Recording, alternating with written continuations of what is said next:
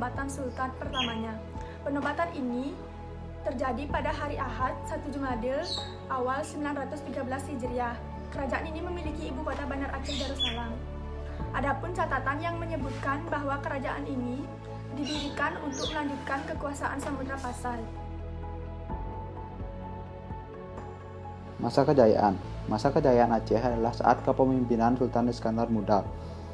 Buktinya adalah penaklukan Pahang sebagai wilayah penghasil timah terbesar di Indonesia. Kekuatan Kesultanan Aceh pun semakin memukau dengan pembenahan di bidang pemerintahan oleh Sultan Iskandar Muda. Rakyatnya damai dan makmur sehingga kehidupan ekonominya pun semakin berkualitas. Bidang pertahanan laut dan daratan difasilitasi dan dibina sehingga mampu memberikan kemudahan bagi rakyat dalam segi lini kehidupan. Efeknya, transportasi untuk berhubungan dengan kerajaan di luar negeri pun lancar. Politik di Kerajaan Aceh. Pada tahun 1564 pada pimpinan Sultan Alauddin Al-Qahar, Kerajaan Aceh menyerang Kerajaan Johor dan berhasil menangkap Sultan Johor. Namun Kerajaan Johor tetap berdiri dan menentang Kerajaan Aceh.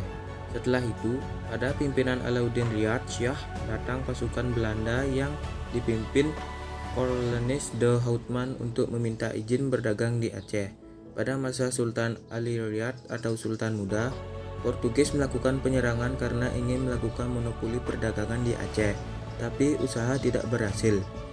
Setelah Sultan Muda digantikan oleh Sultan Iskandar Muda, Kerajaan Aceh mengalami puncak kejayaan, banyak terjadi penaklukan di berbagai wilayah. Dalam bidang pelayaran dan perdagangan pada masa kejayaannya, perekonomian berkembang pesat. Penguasaan Aceh atas daerah-daerah pantai barat dan timur Sumatera banyak menghasilkan lada. Sementara itu, Semenanjung Malaka banyak menghasilkan lada dan timah. Hasil bumi dan alam menjadi bahan ekspor yang penting bagi Aceh, sehingga perekonomian Aceh maju dengan pesat. Letak Aceh yang strategis menyebabkan perdagangannya maju pesat. Dengan demikian, kebudayaan masyarakatnya juga makin bertambah maju karena sering berhubungan dengan bangsa lain. Contoh dari hal tersebut adalah tersusunnya hukum adat yang dilandasi ajaran Islam yang disebut hukum adat mahkota alam. Mayoritas masyarakat di Kerajaan Aceh menganut agama Islam.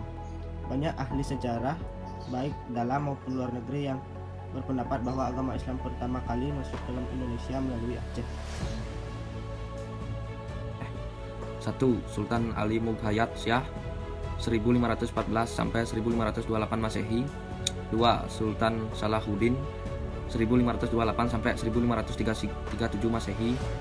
3. Sultan Alauddin Riyad Shah 1537 sampai 1568 Masehi.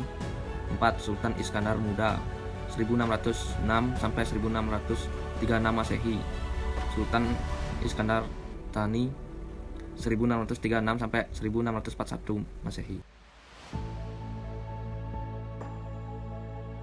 Kerajaan ini mulai mengalami masa kemunduran pada saat meninggalnya Sultan Iskandar Thani.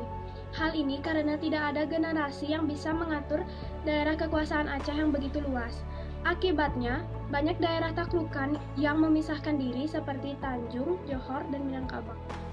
Selain itu juga terjadi pertikaian terus-menerus antara golongan bangsawan dan golongan ulama. Pertikaian ini dipicu oleh perbedaan aliran keagamaan.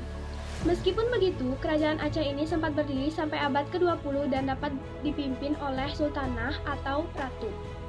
Sayangnya, akibat pertikaian terus-menerus terjadi dan berkurangnya kekuasaan daerah kerajaan Aceh, menyebabkan kerajaan ini mengalami keruntuhan dan dikuasai oleh Belanda pada awal abad ke-20.